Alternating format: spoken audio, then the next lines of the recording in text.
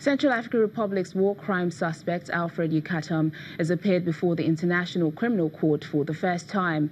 He's suspected of commanding a group of around 3,000 Christian anti-Balaka militiamen believed to have carried out attacks in the country between 2013 and 2014. The group was formed in response to violence from the majority Muslim Salakan rebels who ousted then-President Francois Bozize in March 2013. The UN Security Council froze Yekatom's assets and imposed a travel ban 3 years ago, but he enjoyed relative immunity until October this year when he fired his gun during a parliament session. He's the first of a number of rebel commanders under scrutiny by the Court for War Crimes in the Central African Republic. Meanwhile, residents are hoping justice will be served to Alfred Yekatom.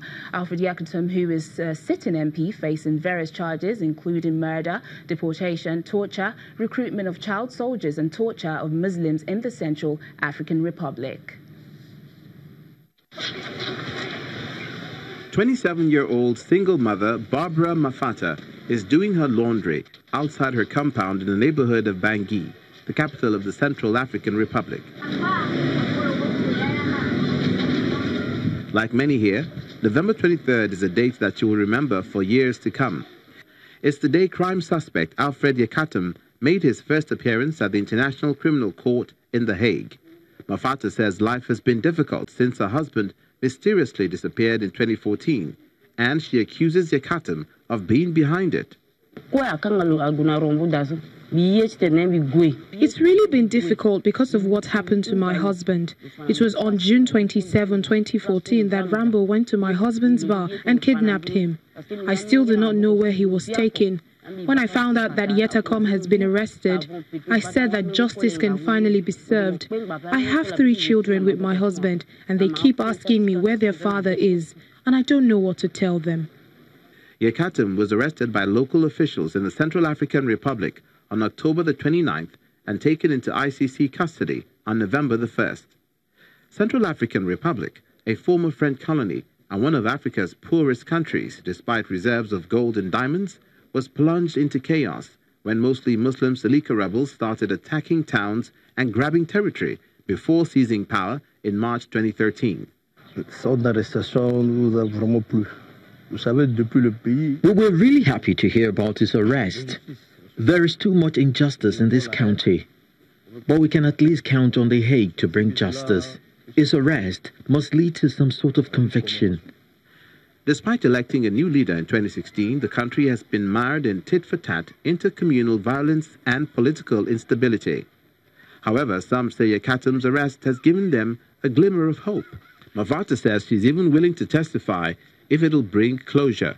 A judge set April 30th, 2019 as the date for Yekatom's confirmation of charges hearing, the next step in the legal process. 8 Kenyan students who recently completed their final secondary school exams have appeared in court accused of cheating and insulting the education and interior ministers. They were arrested after a video was widely shared showing several boys celebrating as they hurled insults at the ministers. They were boasting that they had cheated in the exams and would not be caught. Last month, the ministers said they were putting in place new security measures to prevent exam cheating, which is a serious problem in Kenyan schools. The 8 teenagers have been remanded for a week at a police station to allow the prosecution to continue its investigations. Union and civil society groups in Tunisia are calling for protest against a planned visit by Saudi Crown Prince Mohammed bin Salman. Tunisia's presidency says the prince will visit for several hours on Tuesday as part of a regional tour which includes UAE and Bahrain. A large banner at the Journalists' Union was displayed over the weekend reading "No to Desecration of Tunisia, Country of the Revolution." In an open letter to Tunisia's presidency, the Journalists' Union said the prince's visit would be a flagrant violation of the principles of our revolution. They are protesting over the killing of Jamal Khashoggi, the well-known journalist and critic of the Saudi government who was murdered in Saudi Arabia's consulate in Istanbul.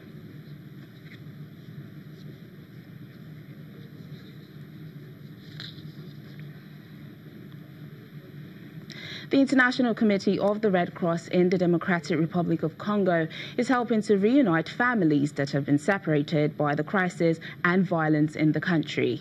Members of the ICRC frequently hold meetings to exchange information from different regions and sort out the registered information card of separated families under the operation of the Restoration of Family Ties. In Kananga, capital city of the Kasai Central Province, staff members of the ICRC regularly hold meetings to exchange information from different regions and sort out the registered information cards of separated families in the Democratic Republic of Congo. We rebuild family ties by delivering information from the Red Cross. People can contact their lost family members as soon as possible through the effective and practical information. If it does not work, we will look up the country's database because the information in the database is richer than that from the Red Cross. We can find much information there. For example, we can help people to find the address of their family members. Many juveniles who used to be separated from their families have benefited from the operation and have returned to normal life gradually. 17-year-old Treasury, a Kanangan resident, is among the beneficiaries of the operation of the Restoration of Family Ties. More than a year ago, he was jailed as an anti-government militia man during an armed conflict and lost contact with his family. Under the help of the ICRC and the United Nations Children's Fund, Treasury was finally set free in November last year. He was escorted back home and subsidized to have a 9-month course. I'm learning automobile maintenance now, and I want to be a driver when I finish my study. Not just a driver, of course, but also a car mechanic. I'll be certified to be a mechanic and driver. The ICRC also told me that they won't let me alone when I finish study, but continue to help me to find job opportunities in some companies. Treasury is now satisfied with his current life and full of expectation for the future. A conference focusing on the sustainable use of the world's oceans, seas, lakes and rivers is underway in the Kenyan capital, Nairobi. Thousands of delegates from around the world, including researchers and conservationists, are expected to attend the 3-day Sustainable Blue Economy Conference, which Kenya is co-hosting with Japan and Canada. The conference organizers are expecting countries and companies to make commitments to help ensure the world's water resources are protected for future generations. The event will look at the impact of climate change on the world water resources, how to prevent overfishing and how to minimize pollution, which is having the greatest impact on the least developed countries. Still to come on the program. Chaos in a South African court after a man kills 2 people and himself. That's in a moment. Please stay with us.